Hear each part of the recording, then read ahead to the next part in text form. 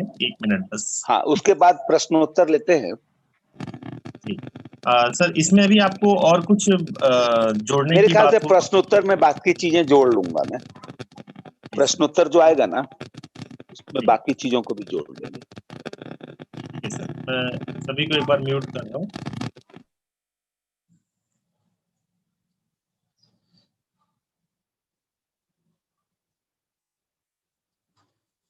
रामस्वरूप जी का प्रश्न था।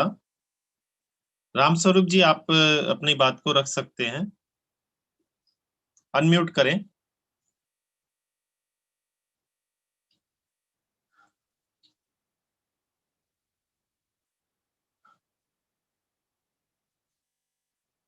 रामस्वरूप जी अनम्यूट करें।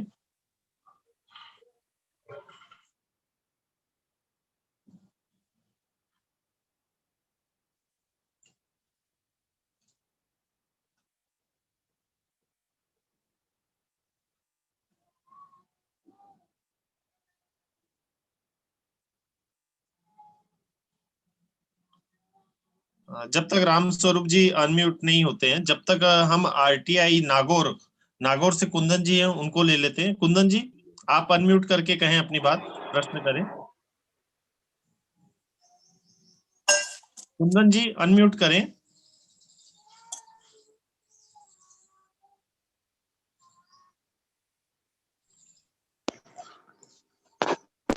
कुंदन जी, नागौर से आरटीआई लिखा हुआ आ रहा है उनका। आपका अगर प्रश्न है तो आप कर सकते हैं। रामस्वरूप जी, अगर आप अनम्यूट करना चाहें तो करके अपना प्रश्न कर सकते हैं। हाँ सर जी, नमस्कार। जी नमस्कार सर। नमस्कार। मैं रामस्वरूप परमार एमपी से बोल रहा हूँ, जगदीशपुर से। मैं लगभग 2 वर्षों से आरटीआई लगा रहा हूँ और करीबन 4 अधिकारियों पे जुर्माना भी हुआ, पर हम संतुष्ट जाकर नहीं हो रहा है कि जुर्माना उसकी जगह ठीक है, पर उस अधिकारी पे जो भ्रष्टाचार फैला रहा है उस पे पर्याप्त कार्रवाई नहीं हो पाती है। जुर्माना लगना या उससे वो उस कार्रवाई को रोक नहीं पा रहा है। जो भ्रष्टाचार फैला रहा है वो लगातार फैलाता रहा। डर जरूर बना पाए उसके दिल में, पर जो भ्रष्टाचार उसको थोड़ी अपन रोक पा रहे हैं पर्याप्त रूप से। उसके लिए क्या कर सकते हैं अपन? जी, हेलो जी मिश्रा जी, आवाज आ रही जवाब जी। दें। रामस्वरूप जी थे ये? जी रामस्वरूप जी। जी जी, रामस्वरूप जी, आप जो बात कह रहे हैं ना कि भ्रष्टाचार पूरी तरह से मिट जाएगा ये साल 2 साल या 20 सालों में, ये देखिए, ये वर्षों का जंग है। मुझे तो लगता है 500,000 साल पुराना जंग है ये जंग इतनी आसानी से हम जीत जाए या ये जंग हम लोहे से हटा दें, थोड़ा सा मुझे लगता है कठिन है। आप अगर भय बैठाने में भी सफल हुए हैं तो ये भी आंशिक रूप से आपकी सफलता है। मैं समझता हूं कि इस विषय पर आप अगर जुर्माना भर लग गया तो ये पर्याप्त नहीं होता। अपनी जानकारियों को लेके आप ऐसी संस्था जैसे थाना, कोर्ट में जाएं, जहां से उसको भ्रष्टाचार के ऊपर दंडित किया जा सके। यदि दंडित किया जा सकेगा तब की परिस्थिति में मेरे समझ से भय ज्यादा होगा और कुछ समाज में मैसेज तो निश्चित जाएगा। आप प्रयास जारी रखें अनवरत, ये सोच के कि आप इस समाज को सुधारने का बीड़ा आपके कंधों पर है। जी जी जी जी। सेकंड प्रश्न आरटीआई नागौर से था, कुंदन जी का। कुंदन जी, आप प्रश्न करेंगे, अनम्यूट कर सकते हैं।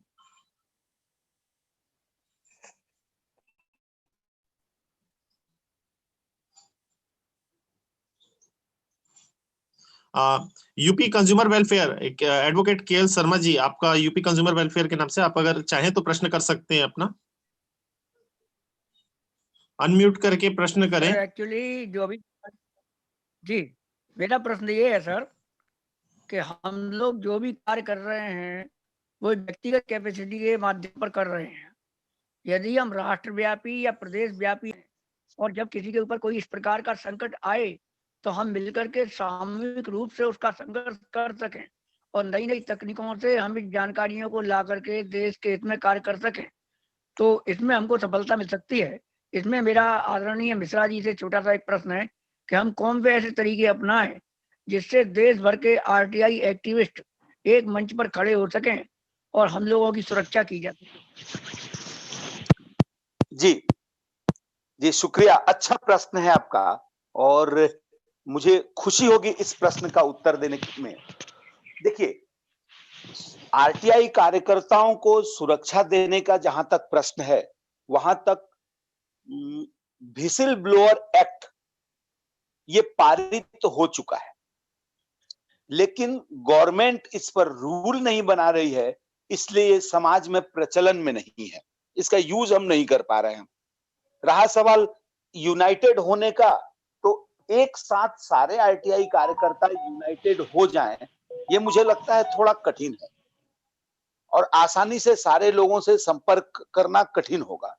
इसके लिए एक तरीका है, यदि आप कोई भ्रष्टाचार बाहर निकालते हैं और आपको लगता है कि इससे आपके जीवन पर संकट उत्पन्न हो सकता है, तो आप देश के, जैसे हमारे इस कार्यक्रम में 30 से ज्यादा 35-40 लोग जुड़े हैं, तो इन्हीं में से अलग अलग राज्यों के कुछ लोगों से संपर्क बना लीजिए और जिस जानकारी से आपको धमकी मिल रही है, वो जानकारी आप देश के अलग अलग 40-50 लोगों से कहिए, अपने मित्रों से कहिए कि वो जानकारी उसी विभाग से 50 लोग मांग लें। जब वही जानकारी जिस पर आपको धमकी मिल रही है वो 50 लोगों के पास बट जाएगा, तब की परिस्थिति में आपके ऊपर धमकी आना बंद हो जाएगा, क्योंकि आपको अगर वो जान से मार भी देते हैं तो बाकी 49 लोगों के पास तो वो जानकारी है। तो मेरा ख्याल है कि ऐसी परिस्थिति में ये कारगर तरीका है कि एक ही जानकारी 100 लोगों से मंगवा लिया जाए, हम कह कह के उनको वो जानकारी निकलवा दें, उनको उनके हित में होगा।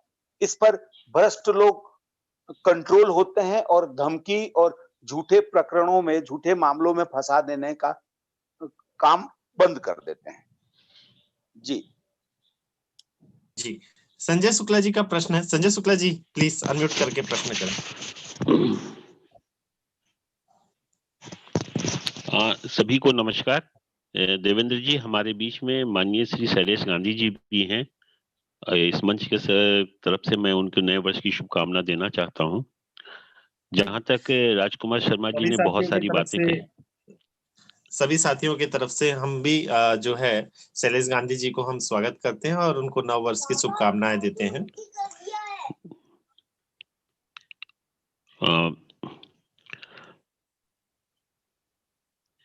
हेलो जी सर, आप अपनी बात रखें।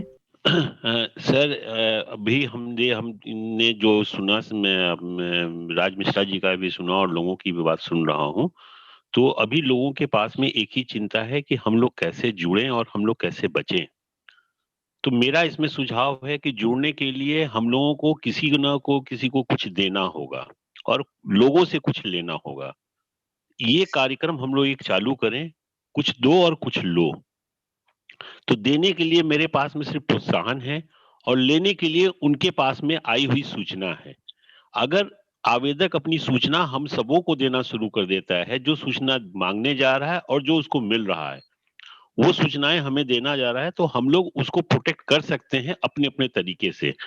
ये जान करके कि ये सूचना में कितनी खराबी है, कितनी डर है, कितनी व्यय है, और जब हम देने लगेंगे तो लोग से जुड़ जाएंगे और पूछने लगेंगे कि हमने जो कल सूचना आपको उपलब्ध कराई थी उस पर क्या कार्रवाई हुई है। तो हमारी नेटवर्किंग बढ़ेगी और पूरे देश में हम जुड़ जाएंगे। दूसरा, राजकुमार शर्मा जी ने बताया कि हम लोग बहुत खतरे का काम करते हैं, लेकिन हम लोग को कोई प्रोत्साहित नहीं करता है, हम लोग को कहीं से कुछ मिलता नहीं है, हम लोग अपने पॉकेट से पैसे लगाते हैं। एकदम सही बात है, हम लोग करते हैं, लेकिन हम लोग भी उनको नहीं पूछते ना, जो इतना बड़े त्याग कर रहे हैं। तो आज हम लोग, चूंकि साल का पहला संडे है, साल का पहली मीटिंग है, आज हम लोग बैठ के ये करें कि नहीं, हम लोग एक प्रोत्साहन प्रोग्राम चालू करें जिसमें कि लोगों को प्रोत्साहित करें कि हाँ आपने किया है, आपको हम सर्टिफिकेट देते हैं, हम आपको अपने इस काम के लिए आपको अधिकृत करते हैं। हमारी समूह की तरफ से एक मीटिंग बननी चाहिए। आगे राजकुमार मिश्रा जी जो कहेंगे उसको सुनेंगे। माननीय शैलेश गांधी जी हमारे बीच में हैं, उनकी भी अनुभव को हम लोग सुनेंगे, उनसे भी साझा करेंगे, और जो रास्ता वो लोग बताएंगे उसको मैं तय करूंगा। जी, धन्यवाद शुक्ला जी इस आदर्श बातों के लिए। देखिए, मैं एक बात आप लोगों से और शेयर करना चाहता हूं। ये जो असल में आरटीआई कार्यकर्ता होते हैं ना, उनका लड़ाई एक समूह से है।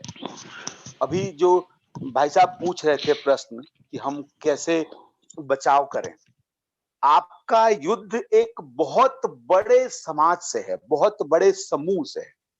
आपका समूह, आपका युद्ध केवल सुरेश सिंह जी से नहीं है या आदरणीय गांधी सर से नहीं है। आपका युद्ध भ्रष्ट समाज से है, जिसके बारे में सुप्रीम कोर्ट, मैं 40 से ज्यादा जजमेंट दिखा सकता हूं जिसमें सुप्रीम कोर्ट कह रही है कि भ्रष्टाचार समाज को दीमक की तरह चाट रहा है। क्या सुप्रीम कोर्ट का प्रत्येक आदेश भारत के संविधान का अनुच्छेद 141 के अनुसार ये कानून नहीं बन जाता? फिर इस कानून का पालन ये क्यों नहीं करती सरकारें, ये राज्य और ये भ्रष्ट लोग? मैं ये कहना चाह रहा हूं कि आपको जब समूह के साथ लड़ना है तो आपको गुरिल्ला युद्ध लड़ना पड़ेगा। आप अगर एक व्यक्ति से लड़ेंगे ना तो बहुत आसान होगा, आप उससे जिस किसी तरह से चाहे लड़ सकते हैं। लेकिन आपका युद्ध तो समाज से है, तो आपको गुरिल्ला टेक्निक अपना के ही इस युद्ध को जीतना पड़ेगा। दूसरी बात, जब आप करप्शन से भिड़ते हैं तो करप्शन से जो भिड़ते हैं, मान लीजिए कलेक्टर ऑफिस के, अपने जिले के कलेक्टर से आप करप्शन के मामलों में भिड़ गए, आप ये मत समझिए कि उस ऑफिस का जो प्यून है, जो चपरासी है, वो आपका दुश्मन नहीं है। वो प्यून भी भ्रष्टाचार कर रहा है और उसको ये मालूम है कि आप अगर कलेक्टर से भिड़ सकते हैं तो उससे भी भिड़ेंगे। तो जब आप कलेक्टर से भिड़े होंगे तो कलेक्टर और आपके बीच में वो प्यून भी शामिल है। यदि आप राजस्थान में भिड़ रहे हैं तो मत सोचिए कि एक मध्य प्रदेश का एक रिमोट क्षेत्र का एक गांव का एक भ्रष्ट सरपंच या सचिव आपका दुश्मन नहीं है। आपका दुश्मन वो भी है। सोच के इस तरह से लड़ाई शुरू करिए, और मेरे समझ से गुरिल्ला युद्ध का टेक्निक इसमें बहुत कारगर होता है। मैं आजमाया हुआ हूं और ये सफल होता है। सर, मैं एक बार इसमें बोलूंगा कि आप अगर गुरिल्ला युद्ध से आप क्या बताना चाह रहे हैं, थोड़ा सा उसको और स्पष्ट करें। जी जी जी, देखिए, गुरिल्ला युद्ध का टेक्निक जो है ना, ये हमारे फौज में या दूसरे लोगों का तरीका है। ये शिवाजी महाराज के समय में भी इसका खूब प्रयोग किया गया। गुरिल्ला युद्ध ये होता है कि आपके एक फौज चली जा रही है, एक टुकड़ी चली जा रही है फौज, एक सैनिकों की, मान लीजिए 20 लोगों का, और अकेला आप अगर उनसे लड़ेंगे 20 लोगों से, तो वो एक एक मुक्का मारेंगे तो हमारे सुरेश मौर्य जी की तरह के लोग, मजबूत लोग भी ना डर जाएंगे, और एक एक मुक्का से 20 लोग से खा के ये धराशायी हो जाएंगे। आपको करना क्या है, आपको छुप के वार करना है। आप देखिए कि उसमें कमजोर कड़ी कौन सा है, उस एक पर वार करके उसको मिटा दीजिए। जब आप करप्शन के क्षेत्र में एक व्यक्ति से भिड़ रहे, कलेक्टर से भिड़ रहे, तो आप कोशिश कीजिए ये कलेक्टर का दुश्मन उन्हीं के विभाग में कौन है, और उस दुश्मन को परोक्ष रूप से, कभी सामने लाकर नहीं, परोक्ष रूप से उससे हालचाल पूछते रहिए और कलेक्टर को रगड़ दीजिए। लेकिन कलेक्टर से नीचे जो कर्मचारी हैं, उनको ऐसा कोशिश करिए कि फिलहाल उनको आपसे कोई खतरा ना हो। उनको बड़े प्रेम से बोलिए। मैं अपना एक अनुभव बताना चाहूंगा इस संबंध में। हमारा जहां जिस क्षेत्र में मैं था उस समय, वो आदिवासियों का क्षेत्र था। एसी ट्राइबल होते हैं, तो आदिवासी सहायक आदिवासी विकास आयुक्त होते हैं। तो वो एक बड़े अधिकारी होते हैं। एक करप्शन के ही मामले में मैं उनसे कठोरता पूर्वक बात कर रहा था, थोड़ा भी कंसीडर नहीं कर रहा था, और हर पैराग्राफ में उनको बता रहा था कि इस तरह से यहां पर आपने ऐसी गलती की है और ये डॉक्यूमेंट है, ये प्रूफ है। अब वो अपने कर्मचारियों के सामने हीन भावना आ जाए या अपनी गलती मान ले, ये तो हो नहीं सकता था। वो गलत सलत तरीके से कह के अपना बचाव कर रहे थे। उनके बाद जब मैं बाहर निकला उनके चेंबर से, तो उनका एक बाबू जो हमारे पीछे खड़ा होकर पूरी बात सुन रहा था, साहब बोले कि इनको कुछ और जानकारियां हैं, दे दो इनको, ये पेज दे दो। जब वो बाबू आया तो मैं उसको बड़े अदब से भैया करके बोला, अरे बड़ी गर्मी लग रही भैया, अच्छा नहीं लग रहा है, मैं जल्दी दे देते जानकारी तो मैं अपने घर लौट जाता। तो हर अदब से जब मैं बात कर रहा था तो जानकारी वो दिया, लेकिन वो आदमी खौफ में रहते हुए भी मेरे प्रति एक सम्मान से भरा हुआ था। और वही व्यक्ति रात को 11 पौने 11 बजे फोन करके उस अधिकारी का पूरा कच्चा चिट्ठा खोल दिया। बाद में पता चला कि वो अधिकारी से वो बाबू भी पीड़ित था। भ्रष्टाचार का कमीशन, भ्रष्टाचार वो अधिकारी जितना करता था उसका पैसा उस बाबू को नहीं देता था, आंशिक पेमेंट नहीं करता था, इसलिए वो बाबू भी परेशान था। तो मेरा कहना है ना कि गुरिल्ला युद्ध का मतलब ये होता है कि आप एक समूह से टकराने की बजाय एक खंड खंड से टकराइए। समूह से टकरा के आप अकेले जीत पाए, बेहद कठिन काम होगा।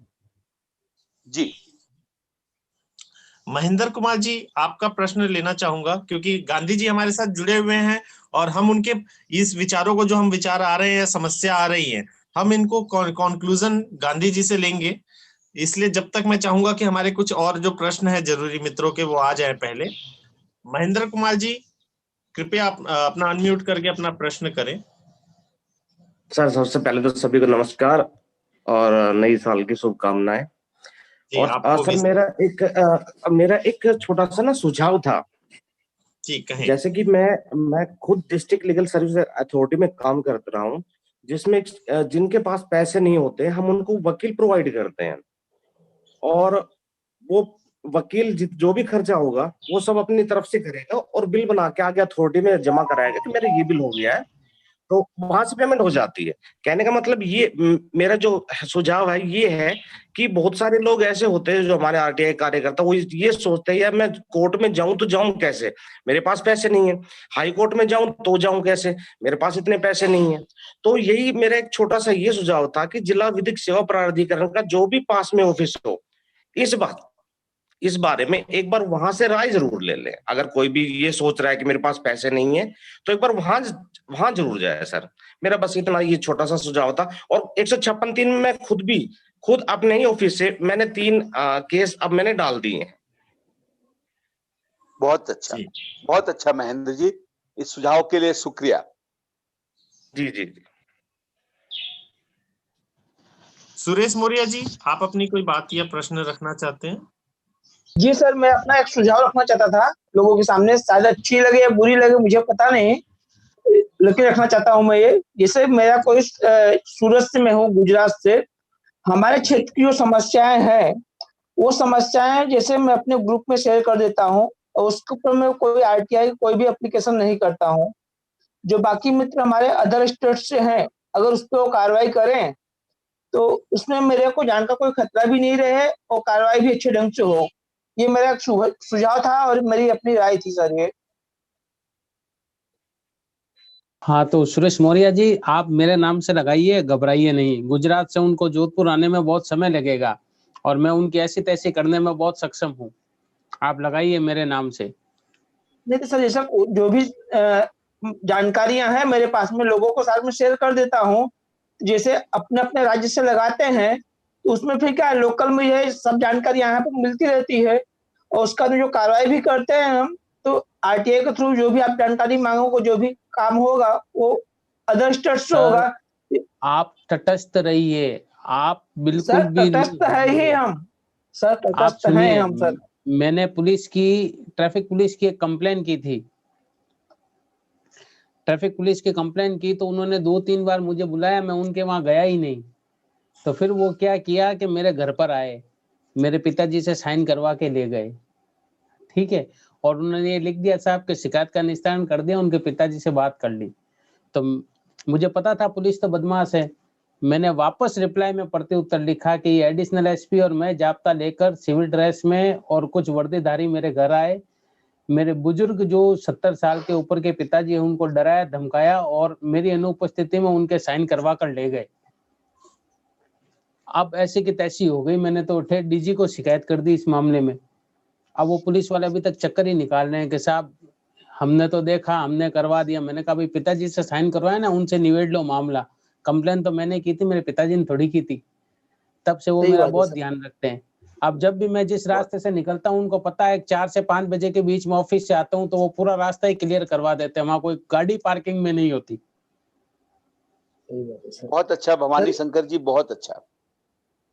इस साल में एक नया काम करने जा रहा हूँ, तो जो इसमें जानकार है एडवोकेट और सूचना आयुक्त जी, मुझे थोड़ी सी जानकारी दें।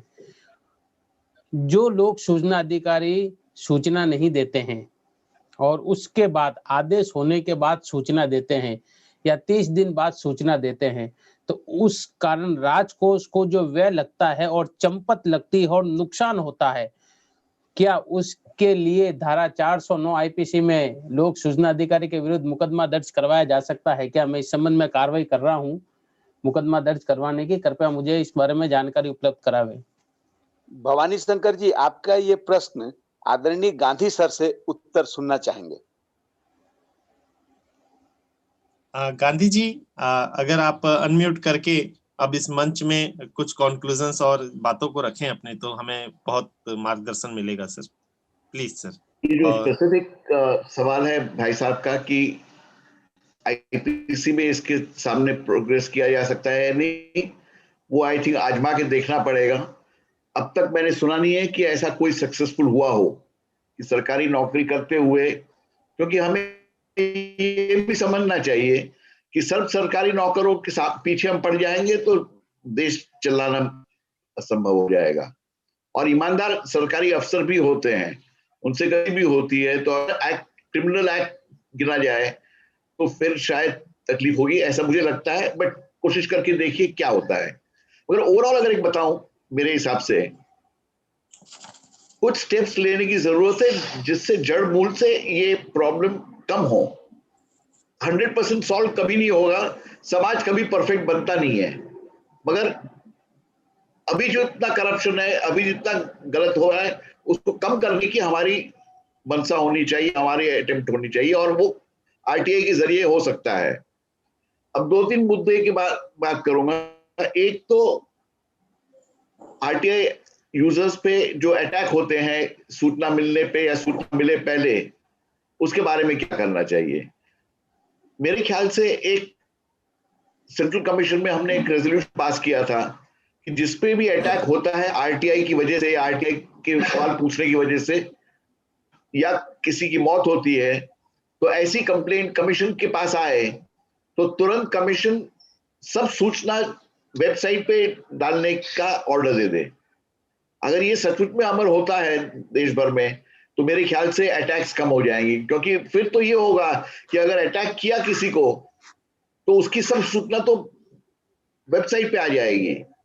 दूसरी एक चीज है जो सिस्टमिकली इसको कम कर सकती है, मेरे हिसाब से आरटीआई की सब एप्लीकेशंस और उसका जवाब वो वेबसाइट पे आने चाहिए। ये माना भी हुआ है, मैंने ये देखा है, और कुछ दुख के साथ कुछ खेद के साथ कह रहा हूं कि कई आरटीआई यूजर्स कहते हैं हमारा आरटीआई नहीं डालने का वेबसाइट पे। पारदर्शी दूसरे होने चाहिए, हमें नहीं होने की जरूरत है। मैं समझता हूं पारदर्शिता कॉमन चीज है। एग्जम्पशन लागू कोई भी आरटीआई एप्लीकेशन को नहीं होता है और उसके जवाब को नहीं होता है, ये कॉमन होना चाहिए और इसको हमें सपोर्ट करना चाहिए। और जब भी आरटीआई यूजर्स कहते हैं कि हमारा आरटीआई नहीं जाहिर करना चाहिए, वो गलत है, ये हमें मानना चाहिए। नहीं तो हमारे खुद के अंदर न जाग के हम बाकी सबको गलत कहेंगे और कहेंगे हम पारदर्शी नहीं होंगे, ये थोड़ा कठिन है, ये कभी अचीव होगा नहीं।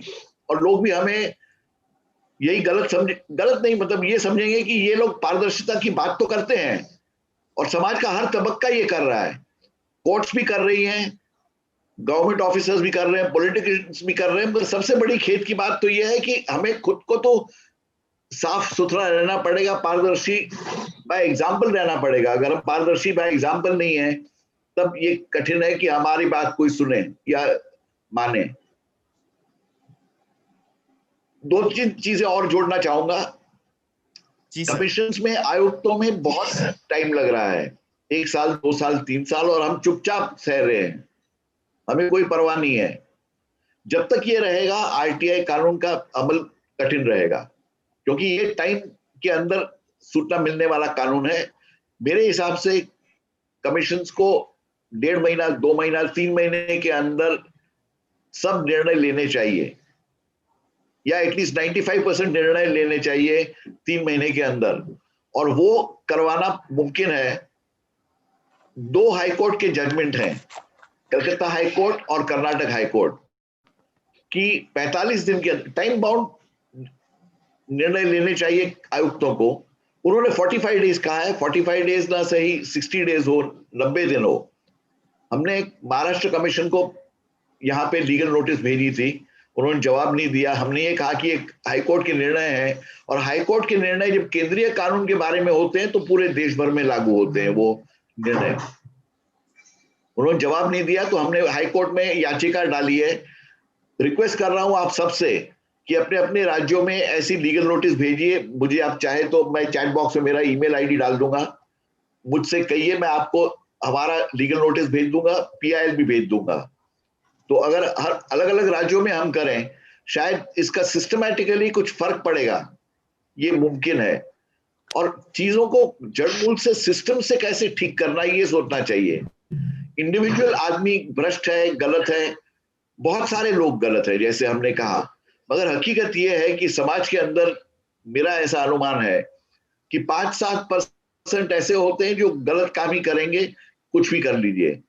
5-7% ऐसे होते हैं कि जो सही काम ही करेंगे, और बाकी जो बीच के हैं 80-90%, वो जिस तरफ इजीली जाया जा सकता है उस तरफ जाएंगे। वो करने को सिस्टम से ठीक करना जरूरी है। इसलिए मैं आपको सजेस्ट कर रहा हूं कि इंफॉर्मेशन सब वेबसाइट पे डाली जाए, और आरटीआई की सब एप्लीकेशंस और उसके रिस्पॉन्सेज वेबसाइट पे डाले जाएं। शायद ये सिस्टमेटिकली हम इसको ठीक कर पाएंगे। और कोई स्पेसिफिक सवाल हो तो मैं जवाब देने को खुश हूं। मैं बेसिकली आज आया था आप लोगों की बात सुनने को। धन्यवाद। ठीक है सर। नहीं, आप ऑनलाइन रहिए सर। मुझे आपसे एक कोई और भी महत्वपूर्ण जानकारी लेनी है। आपने जहां तक आरटीआई की बात की है ऑनलाइन करने की, तो मैं मेरे आईटी मित्र से इस बारे में संपर्क करके एक वेबसाइट तैयार करवा रहा हूं। उसके अंदर प्रत्येक नाम के साथ प्रत्येक विभाग में लगाई गई आरटीआई और उसके प्राप्त जवाब स्कैन करके डाल दिए जाएंगे। यह काम ज्यादा से ज्यादा 60 से 90 दिन में पूर्ण हो जाएगा। इसके अतिरिक्त श्रीमान, मुझे आपसे एक गंभीर जानकारी लेनी है। हम जब राजस्थान सूचना आयोग जाते हैं तो मुख्य सूचना आयुक्त तो मुझसे बात करते नहीं, पता नहीं उनको मेरे से क्या घबराहट होती है, ना ही सचिव महोदय बात करते हैं। रजिस्ट्रार महोदय से मैंने बात की तो ये होता है कि बहुत बार लोक सूचना अधिकारी की जगह, राजस्थान सूचना आयोग की बात कर रहा हूं सर मैं, वहां पर लोक सूचना अधिकारी के स्थान पर उनके अधिवक्ता आकर खड़े होते हैं। जब मैंने इस बारे में आपत्ति जताई तो रजिस्ट्रार महोदय का मुझे यह कहना था कि जो लोकल बॉडीज है वो अपनी जगह पर अधिवक्ता को भेज सकती है, जैसे नगर निगम हुआ, ग्राम पंचायत हुई, नगर परिषद हुई, यूनिवर्सिटीज हुई। जो ये local self body, independence body है, वो एडवोकेट लोक सूचना अधिकारी की जगह पर भेज सकती है पैनल लॉयर नियुक्त करके। क्या ऐसा कानून में संभव है? देखिए, आरटीआई यूजर के लिए या सरकारी अफसर के लिए कोई भी रिप्रेजेंटेशन अलाउड है, सब जगह अलाउड है, कोर्ट्स में भी अलाउड है, कमीशन में भी अलाउड है। जैसे अगर आरटीआई यूजर खुद नहीं अपनी बात रख सकता है तो उसके तरफ से एडवोकेट आ सकता है या उसका साथी आ सकता है। ये प्रिंसिपल एक्सेप्ट सब जगह होता है। तो ये कहना कि नहीं हम तो अभिवक्ता रख सकेंगे मगर सरकारी अफसर नहीं रख सकेगा, ये मुश्किल है और कानून में कोई इसको मानेगा नहीं बात को। लोकल सेल्फ बॉडी की बात कर रहा हूं सर। जैसे मैंने राजस्थान विधानसभा में आरटीआई लगाई, सॉरी राजस्थान विश्वविद्यालय में। मैं आपको वही कह रहा हूँ, कोई भी हो, नहीं, वो कोई भी बॉडी हो, बॉडी कौन सा है उससे कोई फर्क नहीं पड़ता है। सिंपल चीज है कि अगर कोई आदमी अपना मुद्दा ठीक से नहीं रख सकता है किसी कोर्ट के सामने, किसी आयुक्त के सामने, और सिटीजन भी, आप सिर्फ ये मत देखिए कि वो नहीं रखे मगर हम रख सके। बहुत सारे लोग होते हैं जो अपनी बात नहीं रख सकते आयुक्त के सामने, तो वो लॉयर लाते हैं, अपने दोस्त को लाते हैं, और वो अलाउड होना चाहिए, अलाउ करते भी हैं। इट इज सबको अलाउ करता था। लोग 5 साथी को लेके आते थे, मैं 5 साथी को भी बोलता था भाई आप अपनी बात रखो। अब आपकी बात समझना जरूरी है। सर आप मेरी बात को समझिए, तो मैं मेरे मेरी हिसाब बात से इसमें को कोई स्पष्ट गलत करता हूं आपसे। काम सर मैं आपकी बात को रोक रहा हूं। मैंने राजस्थान विश्वविद्यालय में आरटीआई लगाई, वहां से मुझे जरिए अधिवक्ता जवाब मिला लोक सूचना अधिकारी के हस्ताक्षर होके। अब जब वहां पर बहस होगी तो लोक सूचना अधिकारी नहीं आएंगे, उनकी जगह पर अधिवक्ता आएंगे। तो उन अधिवक्ता का जो भुगतान होगा वो लोक सूचना अधिकारी अपने तनख्वाह में से करेगा या फिर विश्वविद्यालय अपनी जेब में से करेगा सरकारी पैसे से? आप ये जानकारी दे दीजिए। विश्वविद्यालय पब्लिक अथॉरिटी से करेगा। विश्वविद्यालय अपने फंड से करेगा सर? हाँ जी, हाँ भाई साहब। इस चीज को आप सिर्फ आरटीआई तक मत सोचिए, ये सोचिए कि कोई भी अगर केस है तो क्या सरकारी अमलदार अपनी जेब से करेगा? ऐसा तो कभी होगा नहीं, या तो बहुत ही फिर करप्शन बढ़ जाएगा। ये बेसिक प्रिंसिपल्स हैं जो देश दुनिया भर में अप्लाई होते हैं कि सरकारी अमलदार, हाँ अगर आप ये बताएं कि पर्सनल करप्शन की मामला है वो बात अलग है, बट सरकारी ड्यूटी में आपके हिसाब से वो फेल हुआ, उसके हिसाब से वो फेल नहीं हुआ, तो अपना डिफेंस वो लॉयर को लाएगा किसी भी चीज में। और सिर्फ सूचना के अधिकार तक बस सीमित रखिए। सोचिए कि अगर हर चीज में, अगर आपको लगता है बिल्डिंग गलत से हो गया, अगर ये गलती हो गई, तो आप कहेंगे नहीं नहीं वो एडवोकेट पर्सनल खर्चे से लाएगा, तो कोई सरकारी नौकरी नहीं करेगा मेरे भाई। सर हमारे राजस्थान सूचना आयोग के तो हाल बहुत बुरे हैं, अधिकारी तो स्वयं साइन करते हैं नहीं। स्थिति है जैसे कि आज का टॉपिक भी था कि आज आरटीआई उपयोगकर्ताओं के ऊपर होने वाले हमलों से वो कैसे बचें और वो भ्रष्टाचार भी कैसे उजागर करें। तो जैसे हम अपने टॉपिक्स पर आज जैसे वापस आते हैं और इस पर हम एक कंक्लूजन की स्थिति में जाना चाहेंगे, क्योंकि जो आज विषय है, अगर हम विषय पर एक कंक्लूजन लाते हैं और कुछ साथियों को इसका लाभ मिलता है तो निर्णय हमारे लिए आज का मीटिंग सफल रहेगा। और ये हमारे लिए 9 वर्ष की शुरुआत में एक महत्वपूर्ण विषय है। तो गांधी जी आपका इसमें कोई इसमें आप हमें राय दे सके, जिससे सुझाव हो, जिससे हम इस चीज को बेहतर अमल कर सकें? मेरे 2-3 सुझाव हैं। अगर किसी पे अटैक होता है और कमीशन को उसकी कंप्लेंट मिलती है कि सूचना के अधिकार के मैंने अर्जी डाली, इस वजह से मेरे पे अटैक हुआ, तो वो सूचना की अर्जी का सब इंफॉर्मेशन वेबसाइट पे डालना, ये ऑर्डर कमीशन को देना चाहिए। ये सेंट्रल कमीशन का रेजोल्यूशन भी है। दूसरा, जैसे मैंने कहा, सब आरटीआई की अर्जी और इंफॉर्मेशन वेबसाइट पे डालने का ये हमें इंसिस्ट करना चाहिए। अगर हम ये 2 चीज अचीव कर लें, और तीसरा, कमीशन में 45 दिन, 60 दिन, 90 दिन के अंदर निर्णय होने चाहिए। ये 3 चीज अगर हमने अचीव कर ली तो बहुत हद तक ये खतरा कम हो सकेगा, ऐसा मैं मानता हूं। गांधी सर। हाँ जी गांधी सर, देखिए, सूचना के अधिकार पर एक जानकारी अगर किसी कार्यकर्ता को, किसी व्यक्ति को मिल जाता है, इसका मतलब वो पब्लिक डॉक्यूमेंट हो गया निर्विवाद रूप से। इस जानकारी को वेबसाइट पर डाल देने में उस विभाग को, सूचना आयोग को, प्रथम अपीलीय अधिकारी को या लोक प्राधिकारी को क्या आपत्ति हो सकती है? आपत्ति है लोगों को, क्योंकि उसमें बहुत सारा गलत काम होता है जो छुप जाता है। आपत्ति है सूचना के अधिकार के इस्तेमाल करने वालों को, क्योंकि वो कहते हैं हमने क्या मांगा ये जाहिर हो जाएगा, हमारा नाम नहीं होना चाहिए। बॉम्बे हाई कोर्ट में किसी ने सूचना के अधिकार में ये कहा कि मेरा नाम कहीं वेबसाइट पे नहीं होना चाहिए, हमारा नाम निकाल के सब, ये तो मुमकिन नहीं है। तो सबको ये तय करना पड़ेगा कि पारदर्शिता से देश का समाज का और हम सबका भला होगा। ये अगर हम करेंगे तो मेरे हिसाब से अटैक्स 0 हो जाएंगे, नहीं कह रहा हूं, पर काफी कम हो जाएंगे। और दूसरा, जब अटैक हो तब कमीशन पे दबाव डालना चाहिए कि वो इंफॉर्मेशन तुरंत ही वेबसाइट पे डाली जाए, तो लोगों को ये लगेगा कि अगर किसी ने सूचना के अधिकार के तहत मेरी जानकारी मांगी तो उसको कोई हाथ न लगाए, ये देखने का काम मेरा हो जाएगा। जी बिल्कुल सर। आखिर सुप्रीम कोर्ट के ऑर्डर्स भी पब्लिश होते हैं, और जो सुप्रीम कोर्ट के ऑर्डर पब्लिश हो सकते हैं तो फिर आयोग के ऑर्डर पब्लिश होने में क्यों दिक्कत है, ये एक बहुत बड़ा प्रश्न है। नहीं नहीं भाई साहब, आपको आई डोंट नो ताज्जुब होगा या नहीं, ऐसे ही एक आरटीआई फोरम में ये बात रखी गई थी और मुझे छोड़ के बाकी सब आरटीआई यूजर्स ने कहा हमारा नाम नहीं आना चाहिए कहीं, पारदर्शिता हमारी नहीं होनी चाहिए। ये बड़े खेद के साथ कह रहा हूं, बहुत अच्छे लोग हैं, सूचना के अधिकार में अच्छा काम करते हैं, मगर वो पूरे फोरम ने मुझे एक को छोड़ के सबने कहा नहीं नहीं, पारदर्शिता हमारी बार नहीं होनी चाहिए, हमारा नाम नहीं। और बॉम्बे हाई कोर्ट ने तो निर्णय दिया है कि आरटीआई की अर्जियों में अगर वेबसाइट पे डाली भी जाए तो एप्लीकेंट्स के नाम निकाल देने चाहिए, नाम तक नहीं होना चाहिए, एड्रेस नहीं होना चाहिए, कुछ नहीं होना चाहिए। ये वाकई दुर्भाग्यजनक बात है। देवेंद्र जी। जी सर। जी शुक्ला जी। माननीय शैलेश गांधी जी की बात 100% सही है जी। और मैं चाहता हूं कि गांधी सर इस बात का ही निर्णय लें, क्या हम लोग मिलजुल करके एक अपना वेबसाइट बनाएं सर, और हम लोग अपना नाम, जो लोग भी हम लोग जुड़े हैं, हम लोग जो सूचना लगा रहे हैं उसको हम लोग अपने वेबसाइट पे छोड़ें। अगर गांधी सर कहते हैं कि हाँ इसका किया जाए, सर अगर आप इसकी सहमति देते हैं कि इसको किया जाए तो एक डेट फिक्स कीजिए कि जिस डेट को आपको इस वेबसाइट का उद्घाटन करना है। भाई साहब लोग क्या कर रहे हैं,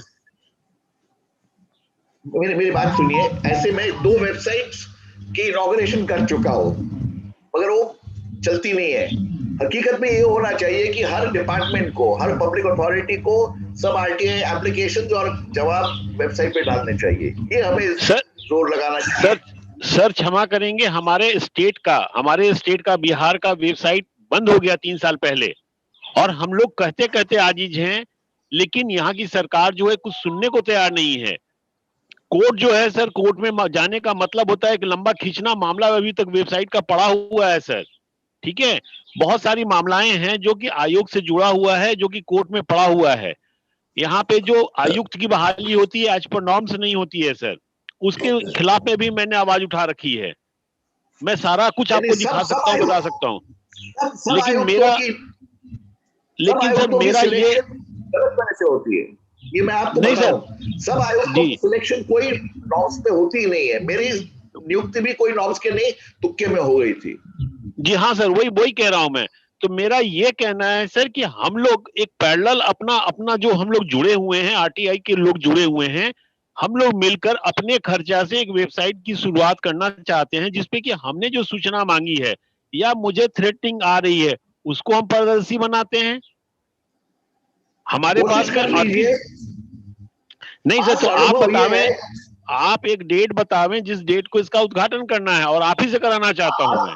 एकदम समय दे देंगे गांधी जी, हमें गांधी जी से समय, वो हमेशा आरटीआई के लिए बेहतरी के हमेशा आगे और हमेशा जुझारू रहते हैं, सक्रिय रहते हैं, तो समय की तो दिक्कत नहीं है।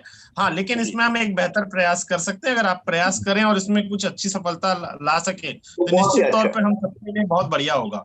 और चूंकि ये कार्यक्रम 10 मिनट सेकंड में बंद हो रहा है, तो मैं सभी साथियों से बोलूंगा वापस एक बार जुड़ जाएं, और अगर इस टॉपिक्स पे किसी की कोई प्रश्न है या कोई और बातें रखना चाह रहा है तो इस पे रखें, ताकि हम इस कार्यक्रम को आज का सफल बना सके और इसमें एक कंक्लूजन हम लेके जाएं, अपने साथ दिमाग में बैठा के जाएं। तो सभी साथियों से वापस निवेदन है कि एक बार वापस जुड़ें अगर ये कार्यक्रम बंद हो तो हम जिस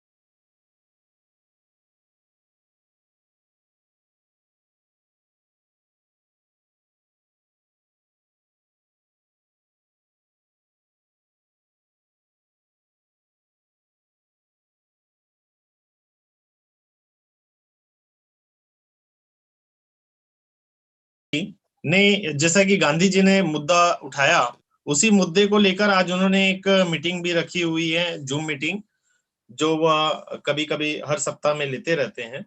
इस दौरान पे वो सूचना जो प्रकाशित होनी चाहिए आयोग के डिसीजन के साथ, आज उस पर उनकी मीटिंग भी है। और जो साथी उसमें जुड़ना चाहे, मैं उसके लिंक्स अपने ग्रुप्स में शेयर कर दूंगा और वो 10 बजे उस मीटिंग में जुड़ सकते हैं। निश्चित तौर पे वहां से भी इस बात पर हम काफी अच्छी चर्चा में शामिल होकर ज्ञान और मार्गदर्शन प्राप्त कर सकेंगे। मिश्रा जी को मैं वापस निवेदन करूंगा कि मैं सभी साथियों को म्यूट कर रहा हूं, एक बार वो अपना अनम्यूट करें। मिश्रा जी प्लीज अनम्यूट करें। और जैसा कि जो आज ये कार्यक्रम है जी, इस कार्यक्रम पर जो हम लोगों का विचार था कि हम साथियों पर हमला भी रोकना है और हमें भ्रष्टाचार भी उजागर करना है। लेकिन मैं इस पर सर एक बात रखना चाहूंगा अपने साथियों के सामने, अगर आप अनुमति दे तो। जी जी बताएं। जी सर, इसमें हम लोगों ने आज सुबह मेरी चर्चा हो रही थी संजय जी से, शुक्ला जी से, तो हम लोग एक ही बात, इस बात को समझने की कोशिश कर रहे थे कि हमारा उद्देश्य क्या है।